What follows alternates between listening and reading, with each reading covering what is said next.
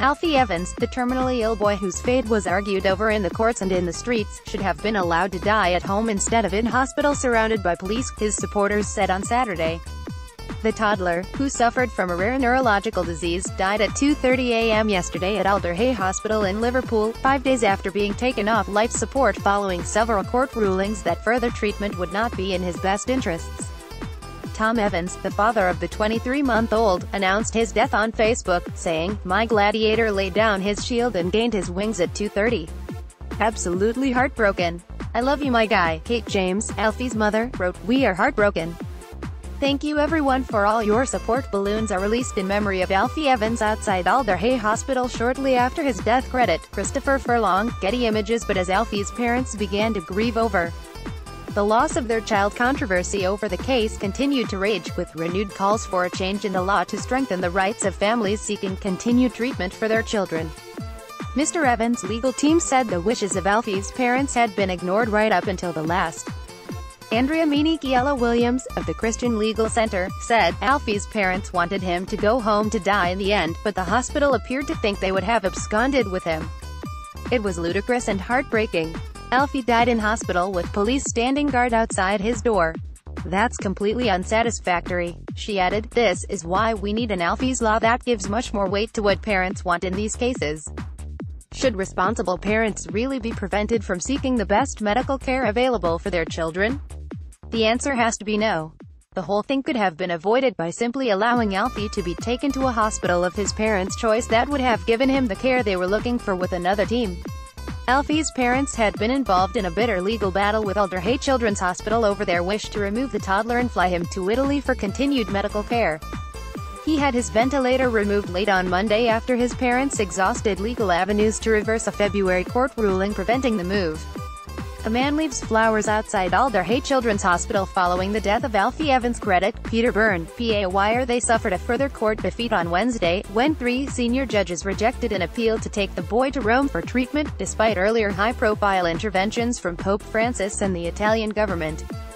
In a tweet the Pope had written last week, "Moved by the prayers and immense solidarity shown little Alfie Evans, I renew my appeal that the suffering of his parents may be heard and that their desire to seek new forms of treatment may be granted." Medical experts agreed that more treatment would be futile, but his parents had wanted him treated at the Vatican's Bambino Gesù Hospital, which had offered to care for him.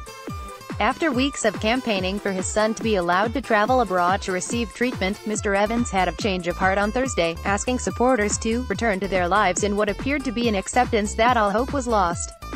A woman leaves some flowers outside Alder Hey Children's Hospital in Liverpool, following the death of Alfie Evans. Credit Peter Byrne, PA. Wire. Speaking outside Alder Hey, he said the lives of his family had been turned upside down, and it has meant we have not been able to live our lives as we would like. Striking a note of reconciliation with medical staff, he asked Alfie's supporters to allow myself, Kate and Alder Hey to form a relationship, build a bridge and walk across it. The tone was in marked contrast to that of previous weeks, when the pair had hit out the hospital.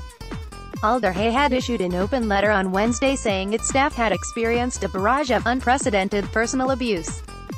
Following protests outside the hospital, police remained on guard inside and outside the building. Questions have been asked about the role of U.S. evangelical and pro-life activists who began advising Alfie's parents following the similarly contentious case of Charlie Gard. Hospital sources have claimed that Mr. Evans and Ms. James were given wholly misleading advice about the prospects for their son, which at one stage even led Mr. Evans to threaten to bring about a private prosecution for murder against doctors at Alder Hey. Alder Hey yesterday paid tribute to the toddler, saying, "We wish to express our heartfelt sympathy and condolences to Alfie's family at this extremely distressing time. All of us feel deeply for Alfie, Kate, Tom and his whole family, and our thoughts are with them. This has been a devastating journey for them, and we would ask that their privacy and the privacy of staff at Alder Hey is respected." In the hours following Alfie's death, the hospital was inundated with tributes, with staff making available a section of next-door Springfield Park for the massive flowers, soft toys and flags in his memory brought by well-wishers. More than 1,000 gathered in the park yesterday afternoon to release balloons in his memory. Mr. Evans's sister Sarah told the crowd, "Our hearts are broken. We are absolutely shattered as a family. Thomas just wants to thank you all for the support you've all shown. There's only one Alfie Evans. The Archbishop of Liverpool Malcolm McMahon added his condolences on behalf of the Catholic Bishops' Conference of England and Wales. He said, "All who have been touched by the story of this little boy's heroic struggle for life will feel this loss deeply.